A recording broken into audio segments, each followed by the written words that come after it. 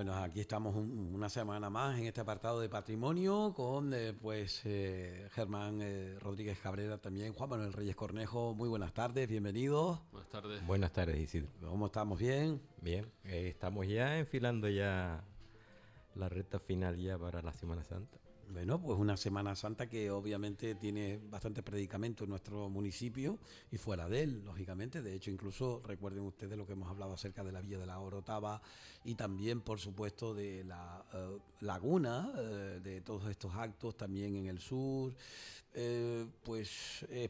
Época propicia para hablar de nuestros imagineros, recordando por supuesto a los grandes que ha dado nuestra tierra, en especial aquellos más cercanos a nosotros, como don Ezequiel de León y Domínguez, y muchos otros que han estado de un lado u otro. Y no solamente los que son los titulares, sino la gente que ha estado alrededor de él. Yo me acuerdo de Cristo Quintero, me acuerdo de mucha gente que se acuesta tarde estos días, como Jesús o como mucha gente, para sacar adelante proyectos y que estén ahí, ¿no? De eso también se puede hablar largo y tendido en esta jornada. Es un tema muy extenso. Nosotros nos habíamos marcado por medio de el tratar de alguna manera las excelencias de la Semana Santa en el norte de la isla, que es de alguna manera el primer asentamiento de los europeos, más que nada por la fertilidad de las tierras y porque el adelantado reparte los mejores los mejores territorios a esa Oye, bien, familia. si no, cámbialo, quítalo de ahí y ponlo en otra. No, me refiero a la clavija. Me retiro de casco, no pasa nada. Bueno. Que se me calientan las orejas. Bueno, no. Yo es que iba a poner, pues espere, porque yo iba a ponerlo en antecedente. A ver, vamos a poner a ver. Aquí. Pues como íbamos diciendo,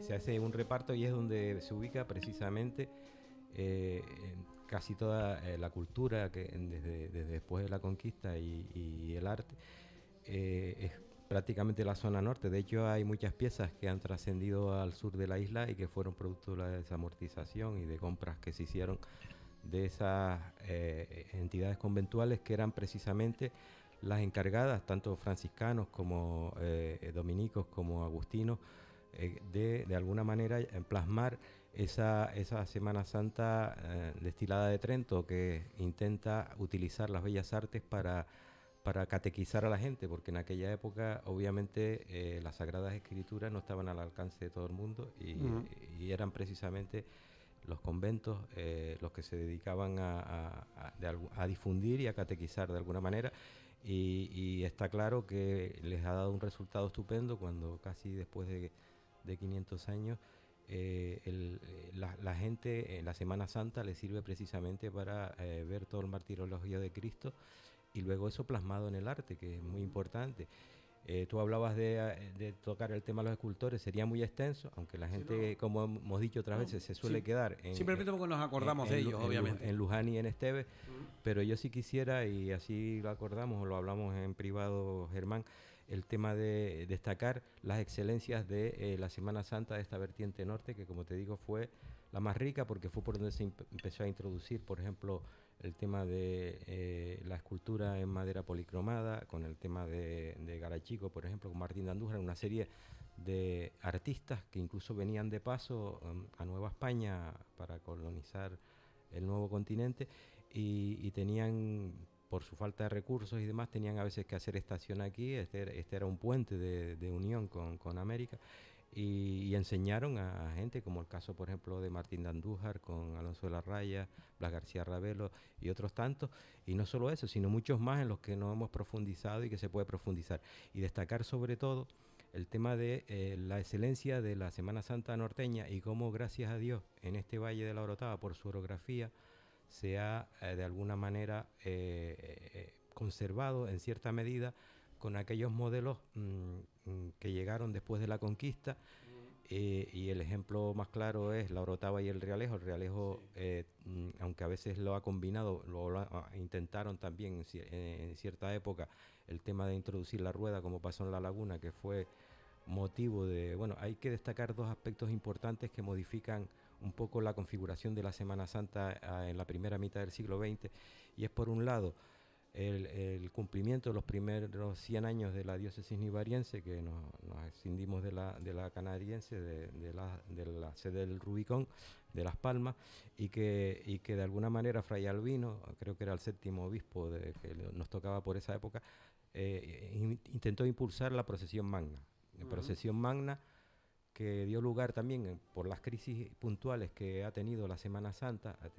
Es como un diente de sierra que sube y baja muchas veces según las modas y según la gente esté de animada, y muchas veces en relación con las crisis también tuvo otro hándicap, y fue la crisis de los cargadores en La Laguna, que eran normalmente los estudiantes de la universidad que les daban un estipendio y cargaban los tronos, y además también a veces servían de maceros, de acólitos, y esto hubo una reivindicación porque les parecía poco la cuantía porque todos sabemos que la vida va subiendo gradualmente según pasan los años, y dio lugar a que de alguna manera esos ratones de iglesia pues elaboraran aquellos chasis con la rueda, y se empezó a introducir la rueda. Se optó por un modelo a partir de los años 40-50, un modelo ya no tanto de esa primera Semana Santa que conocimos aquí, que trajeron las órdenes, que era con tronos de una sola imagen. Esa teatralidad, por ejemplo, que se ha perdido en Sevilla, que son los descendimientos, los entierros, los encuentros, San Juan cuando corre después de ver a Jesucristo en pos de la Virgen, son representaciones teatrales que lo que intentaban es llamar a la piedad popular de una manera, con una teatralidad que se está perdiendo en otros lugares, y que aquí se ha conservado gracias a Dios, y que mantenemos. Tienes los ejemplos, por ejemplo, de la Orotava con el encuentro, tienes los entierros de Cristo. Bueno, el encuentro también se hace en el Realejo Bajo, obviamente. Ustedes Alto, sí, también lo hacen. El viernes al mediodía. Entonces, el tema de las lustrales del descendimiento de Cristo, todo eso son aspectos que no debiéramos de perder, y que desgraciadamente en otras Semanas Santas se han perdido, porque después tuvo otra evolución, y me estoy extendiendo mucho. El tema del siglo XX es, una vez pasada la segunda mitad, el intentar traernos costumbres sevillanas. Eso yo creo que va también un poco de la mano de ese nacionalcatolicismo que intenta homogenizar, y también la posibilidad de poder encargar ese tipo de pasos, ¿no? Empieza también el turismo interior, el turismo nacional, y empiezan a ver las realidades de otros lugares, como puede ser Sevilla, y de ahí que vean esos pasos, esos misterios, e intenten hacerlo, y encima hay la posibilidad de hacerlo de manera barata o más económico, porque ya se acompaña con una industria de arte religioso que podía soportar todo ese tipo de encargos, o la aparición de escultores locales, como es el caso del que ya hemos hablado muchas veces, de Ezequiel de León, que empieza a desarrollar ese tipo de pasos. Bueno, te interrumpí. No. Ya sí, no me voy a cansar yo. Yo creo que hay que entenderlo en ese momento, y esas crisis de cargadores también se dan también en la península, y en muchos sitios se incorpora la rueda, y luego la propia población asume de que el cargar es una forma identitaria y diferenciadora de sus manifestaciones culturales, que hay que entender, y culturales, que no hay que entender que esto es una cosa estrictamente religiosa, sino que implica muchas facetas de la vida y de la cultura, y deciden asumir esa responsabilidad de sacar los tronos a la calle, ¿no? Por suerte, como tú bien dices, en el Valle de la Orotava, en los dos municipios, en la Orotava y en Los Ralejos, se mantiene esa costumbre, y se han ido abortando las intentonas de colocar ruedas, gracias a la iniciativa de la población, que como tú bien decías también es cíclica, ¿no? Hay periodos de subida, periodos de bajada. Ahora no sé, yo creo que estamos ahí más en la cuesta que en la subida, pero que nos diferencia y ha generado una identidad. A mí me sorprende mucho en ciertas poblaciones canarias que hayan entendido que esto es una cuestión del pueblo y no una cuestión de los curas, que es un gran defecto del que se peca, nunca mejor dicho, parafraseando a la propia iglesia. Esto no es una cosa de curas, esto es una cosa del pueblo. Los curas son los que acompañan, pero la identidad la tiene que mantener el municipio, y defenderla y sacarla adelante. Eso se está dando, ahora se está dando, y yo creo que es fruto de esos viajes tal vez a la península, a Sevilla, donde por ejemplo en Sevilla se nota mucho, en todo el sur sobre todo, que esto es una cuestión propia, ¿no? Es una cuestión identitaria, no es una cuestión de si viene uno y que ahora cuando me llevo con el cura no aparezco, cosas de este tipo. Hay otra cuestión, hay algo que está más allá de todo eso y que es la propia identidad de los pueblos. El norte de la isla, como tú bien decías, atesora una gran riqueza y que va prácticamente desde la laguna hasta la punta de Buenavista. Y hay que recordar también la riqueza plástica de esta semana a la que nos enfrentamos. Ya no solo en la puesta en escena, como tú bien decías, con ceremonias como la del encuentro o la del entierro, que son escenas totalmente teatralizadas, donde la llegada de las bandas de música contribuyó a darle mayor solemnidad y aparato a ese tipo de manifestaciones que antes estarían acompañadas únicamente, pues, posiblemente pues, por el órgano o por algún tipo de música de viento madera.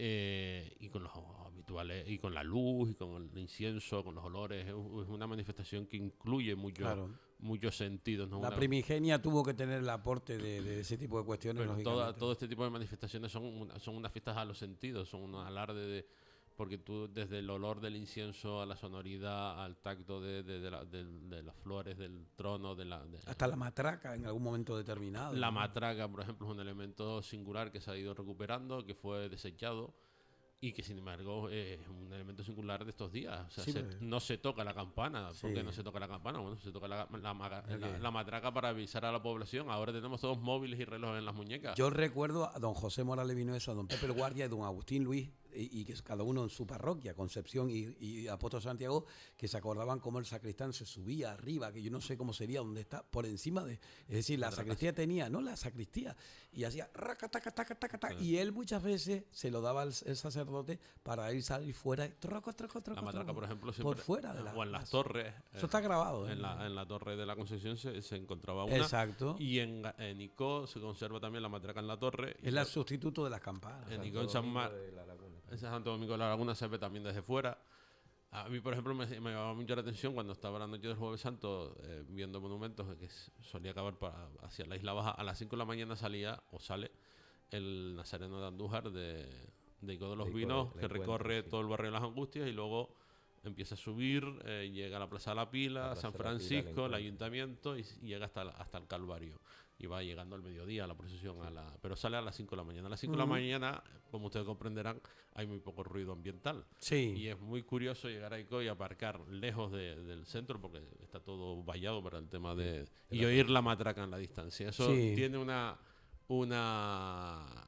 sonoridad y da una sensación completamente novedosa. En el momento en el que nos encontramos tan contaminados de ruido ambiental. Y de recogimiento a la vez, a pesar de que el sonido... Y es sorprendente porque esa procesión arrastra a mucha gente. A las 5 de la mañana es como si fueran las 12 del día. Sí.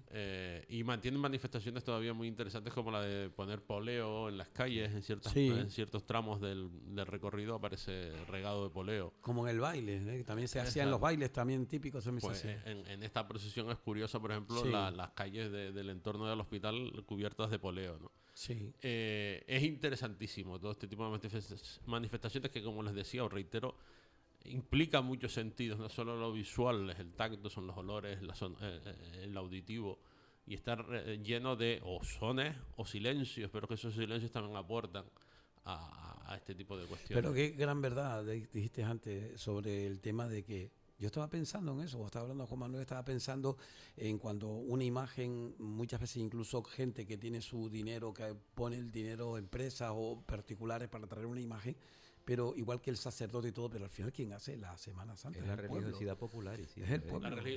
Y más en el momento en el que nos encontramos. Muchas veces lo hablo con amigos que han estado por el seminario, que hay veces que salen criticando la piedad popular, o riéndose o menospreciándola, vamos a dejarlo en ese término. Y no se dan cuenta del gran poder que tiene. O sea, la posibilidad en este tiempo tan visual y tan sonoro y tan de los medios, de contar con ese tipo de manifestaciones en las calles, desde un punto de vista religioso, estrictamente religioso, les da un posicionamiento que parece no ser valorado debidamente y menospreciado en muchos de los casos, que parece que se está revirtiendo esa realidad, pero que en el momento en el que nos encontramos esto tiene mucha fuerza. Date cuenta tú el resultado que obtuvo Trento que nos remontamos atrás ya y estamos casi ya... No, y todo lo que implica. Es decir, eso por parte de la Iglesia fue un adelanto, es adelantarte a esa cultura de la imagen, de un poco y utilizar las bellas artes. Y la vigencia que tiene. Claro. Y que todavía sigue generando, y que no es solo una cosa de recuerdo, sigue generando una economía. O sea, negar que todo esto genera una economía es también ser bastante escaso de mente, porque genera economía. O sea, Sí. desde un escultor al florista, al que siembra las flores, Todo. a los músicos, las bandas cobran por asistir. Sí.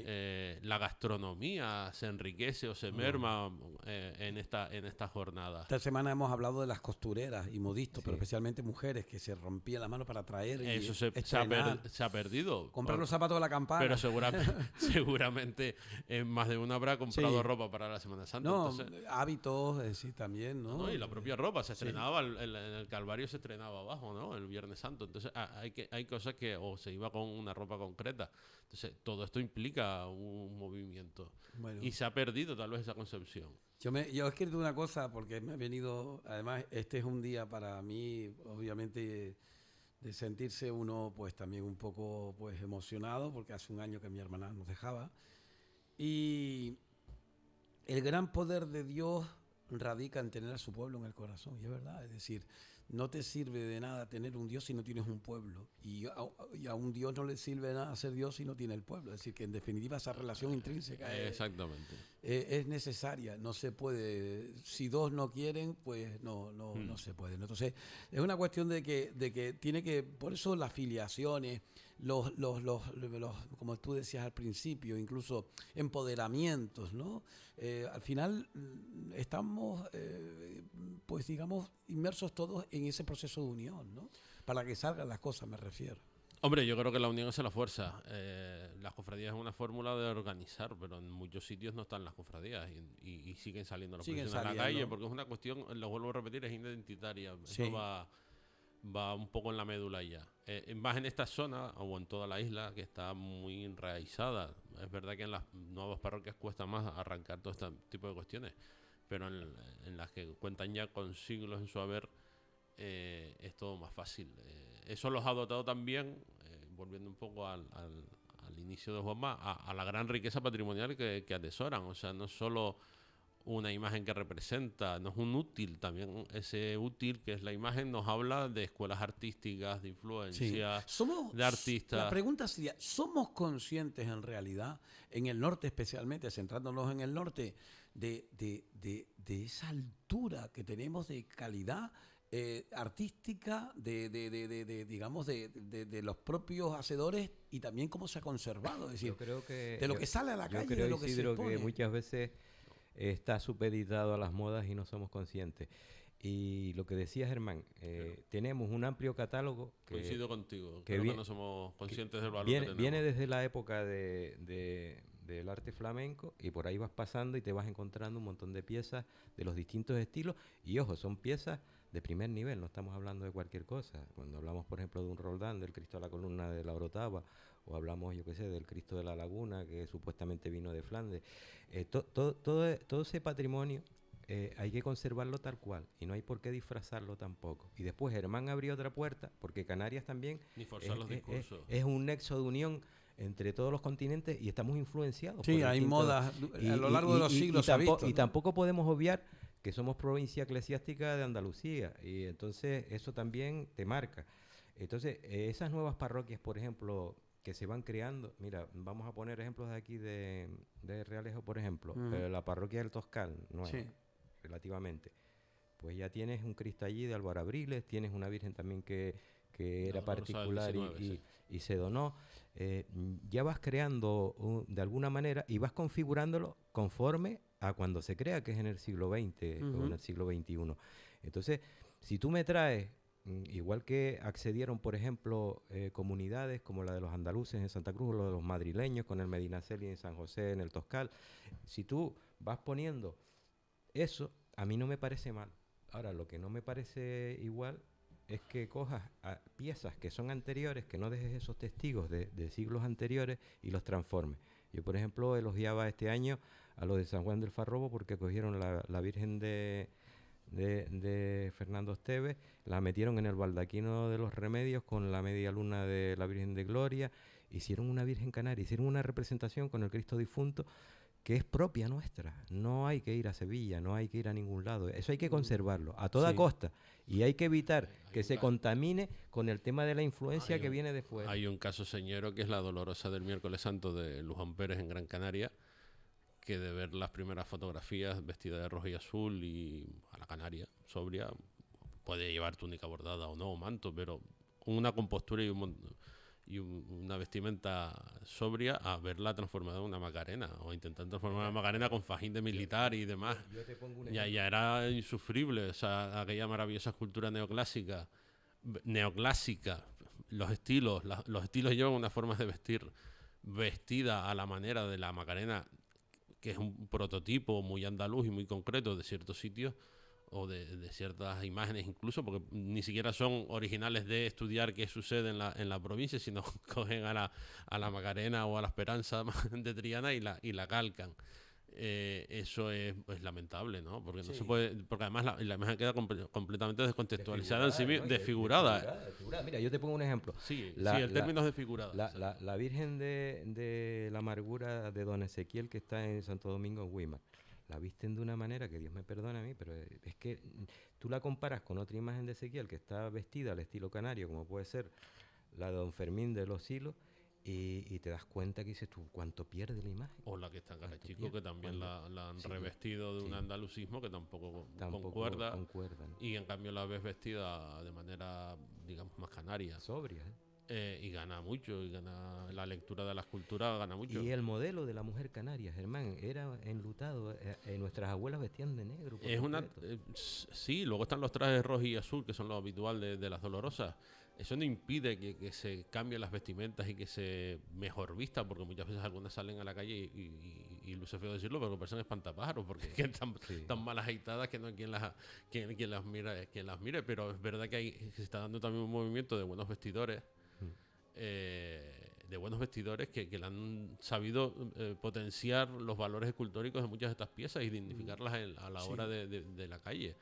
A mí me parece muy interesante, por ejemplo, el giro que ha dado la Dolorosa de Santo Domingo en la Orotava, que ha ganado, ha potenciado los valores escultóricos de esa imagen, ¿no? Vemos, si los oyentes podrán estar escuchándonos y dándose cuenta del montón de factores que influyen en todo esto. Claro. También se ha puesto mucho de moda lo que estamos oyendo de fondo, las bandas de música y las composiciones y los nuevos encargos de composiciones para acompañar tenemos muy buenos compositores y aquí los Realejos especialmente. Tenemos un patrimonio heredado también de las bandas que tiene un poco más de un siglo, y ahora ya contamos hasta con estudios o con grabaciones que recogen parte de ese patrimonio musical que se conserva en sus archivos. En el foro musical que tenemos en el municipio de Los Realejos, no nos podemos olvidar de él. Por eso lo del juego de palabras, de foro.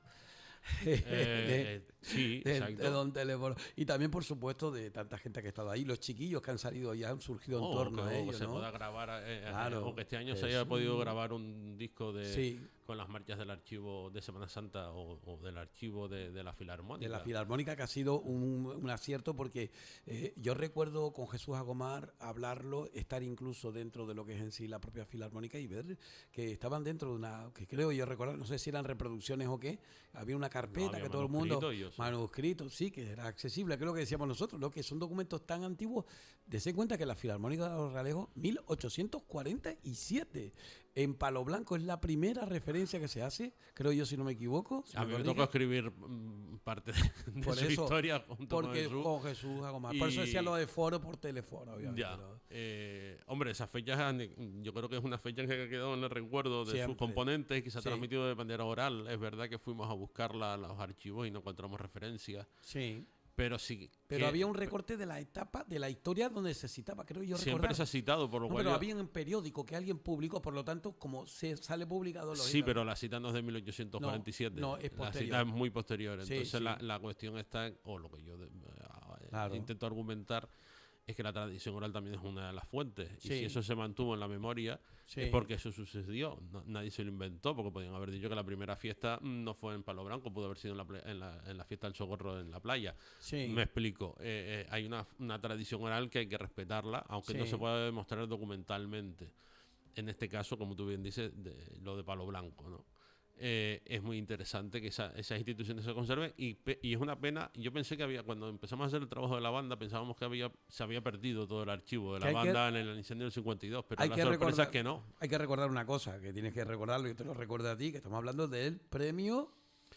De investigación Miric Clavijón de Correcto. Humanidades. Bueno, pues eso junto con Jesús Acomar González y Llama. Efectivamente. Que eso hay que citarlo, hay que nombrarlo a la gente joven que comienza. De ahí, esa simiente de ustedes ha hecho que mucha gente después se haya enamorado de todo ello. Fíjense ustedes Jesús, Borja, fíjense ustedes Ramón. Hay un montón de gente que alrededor de todo ello, Rubén, Jorge, gente porque no solamente es en la música, es en la imaginería, es en un montón de cosas, la orfebrería. Yo creo que hay un momento interesante, hay un capital humano que está saliendo, digamos, permítame esa metáfora, que hay que saberlo aprovechar y darle vías de desarrollo, tanto desde la investigación a la creación. Sí. Y la formación necesaria, ¿sabes? Efectivamente. Porque el problema también era lo que hemos hablado aquí otras veces de la desaparición de la escuela de San Alberto Magno, que impartía una serie de disciplinas como escultura, como orfebrería, y que eso desapareció por completo de la formación profesional y debiera de recuperarse, que eso no ha pasado lo mismo en el ámbito peninsular, que sí hay talleres dedicados a todo eso, mientras nosotros lo hemos ido perdiendo. Y después los chicos, por muy buenas intenciones que vengan, si después no tienen el apoyo necesario para formarse, se producen esas carencias, y es una pena porque, como decíamos, ustedes estaban hablando ahora del patrimonio musical, pero hay un montón de aspectos. Ya te digo, los textiles, por ejemplo, aquí se ha perdido ya, por ejemplo, el bordado propio nuestro canario que hacían las monjas, por ejemplo, de clausura, Son Nieves Aranda o la misma hermana de don Ezequiel, Inés.